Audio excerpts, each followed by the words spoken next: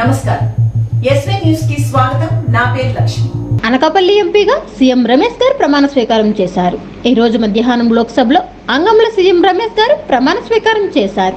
కాగా ఆయనతో pro tem speaker Bhartrihari Mahtab ప్రమాణం చేయించారు. దీంతో అనకాపల్లి జిల్లాలో కూటమి నాయకులు, అభిమానులు, కార్యకర్తలు సంతోషం వ్యక్తం చేశారు. I, Dr. C.M. Ramesh, having been elected a member of the House of People, do swear in the name of God that I will bear true faith and allegiance to the Constitution of India as by law established, that I will uphold the sovereignty and integrity of India, and that I will faithfully discharge the duty upon which I am about to enter.